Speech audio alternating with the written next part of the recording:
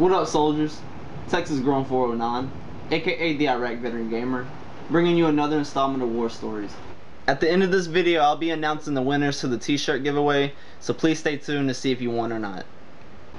Today I'm going to talk about R&R Leave, which stands for Rest and Relaxation Leave, aka Mid-Tour Leave. I went on leave in February 2007, 6 months after I deployed. This is what happened my first couple days back. So it was like my first or second day back in country, and I went to the grocery store with my dad, and I was walking around, and I was walking down one of the aisles like this, and then it sounded like there was a 50 cal going off on the other aisle, but I think it was just a guy dropping boxes. And then they had this big loud siren going off, which reminded me of our siren in Iraq when mortars would go off. So I freaked out, paused, had to go to the bathroom, and splashed my face. Oh my god. Even had to go outside like twice to smoke a cigarette. And I think that happened because our first 4 months we got mortared every single day, sometimes twice a day. Shit would just...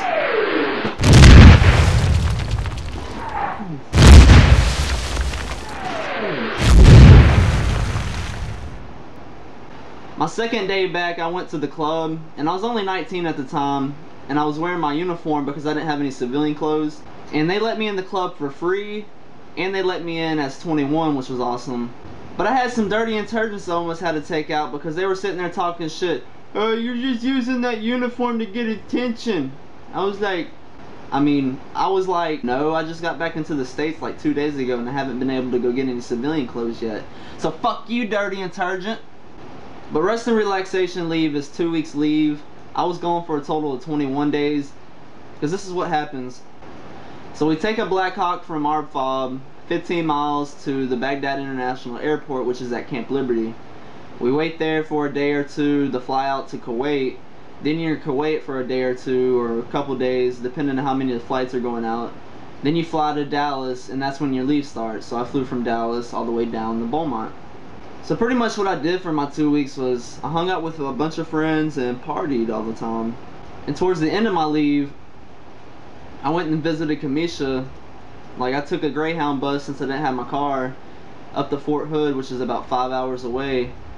And that bus trip sucked. It was about 18 hours there, and I only got to spend like 4 hours with her. And it was like another 18 hours back because of transfers. And on my way up to Fort Hood, I came across, I think there was these homeless people or something. And they're like, oh my god, you're in the army? Oh, thank you for your service, thank you. And it was a man and this woman. And the guy was like, man, you have anything you can give me? Like, it would be so awesome to have a fucking something from a soldier.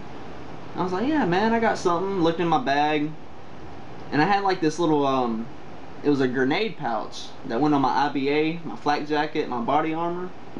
And I gave it to him, and he was like, man, yeah man, that's awesome.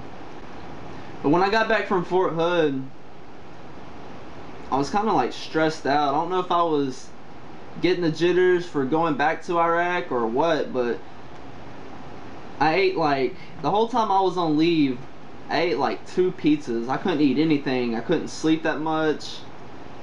I was fucked up. Another story I remember is, I went to the store to get a pack of cigarettes, right? I left my state ID back in Iraq, so all I had was my military ID. And I went up to the counter, and I was like, how you doing, ma'am? She's like, sir, I can't accept this. It is not a state ID. I can only accept state IDs. And I looked at her like, do you not know where the fuck I've been for the past 6 months? All I'm trying to do is buy some fucking cigarettes. I have a federal ID that outweighs a state ID. You know I'm over 18. You're lucky I maintained my military bearings because I really wanted to burn that fucking store down. I wanted to be like, fuck your fucking Twinkies. But thank God I maintained my composure, or I probably would have went to jail and got in a lot of trouble because I was really pissed off. That's pretty much how my leave went. I just partied and hung out. And on my way back, my flight was supposed to be at like 6 in the morning. And I went to the airport and my flight got canceled because of rain. So I got to stay home for another day. And I was like, yes! I ain't gotta go back to another day. Yes. So I ended up flying back the next day up to Dallas, and then from Dallas to Kuwait, then Kuwait back to my base, and then it was back to hell. And since I'm talking about leave, which is vacation if you haven't already distinguished that, they have a thing called emergency leave, which is if you have a family member die, your family contacts the Red Cross. The Red Cross verifies if it was an actual family member and if they actually died. And then they contact your unit and say, hey, he actually had somebody die. Are you going to let this soldier go home? I tried to take emergency leave when Kamisha passed away. And I remember waiting, I think it was like 3 days. My commander said, yeah, you know, I have no problem with you going home. My squadron commander was like, yeah, I have no problem with them going home. But my brigade commander was like, no, this soldier will not go home because we can't allow nobody else to go on leave no matter what. We have too many people on vacation. Sorry, deal with it. It's pretty much how it happened. And there was this another soldier in a different unit, but they stayed upstairs. His mom ended up passing away, and he was really close with his mom.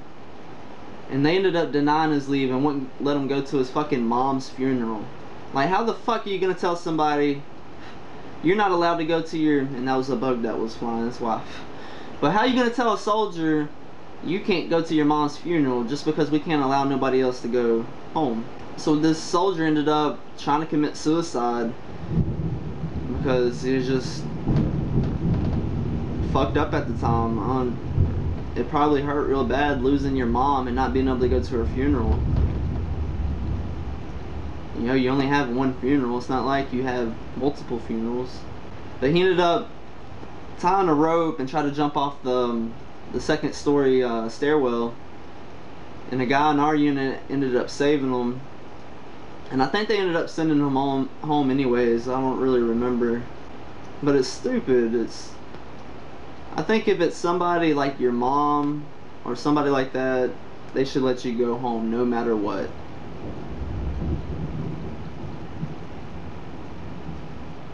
So we had another soldier. He had like 2 family members die when we were over there, and he got to go home. And then one of my buddies, his wife's grandpa, I think it was, ended up passing away. And she requested for him to come home, and they denied his leave. But like the emergency leave system is like real fucked up.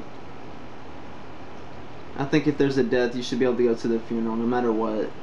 I understand you have to have a certain amount of people in country, but you should compensate. You should always leave like a slot or 2 open just in case there is a death in somebody's family. Anyways, I know this episode really wasn't that funny. Hope y'all enjoyed anyways. Much love from the Iraq Veteran Gamer. Thank you everybody who entered my t-shirt giveaway. Sorry if you didn't win, but remember I picked these winners at complete random. The winner of the long sleeve shirt goes to Mr. Corewing 82. The winner of the short sleeve shirt is Wallwing50. I already sent y'all a message on YouTube explaining that y'all won, and all you have to do is message me back with your address and I will mail off everything the first week of August. I'm broke right now, so I can't do it right now. And Talon, I will mail off your Dazzle when I mail off the t-shirts. Thank you everybody for the support, and if you didn't win this time, I will do future giveaways, so hopefully you win in the future. Peace! My squadron commander, Testy Pop,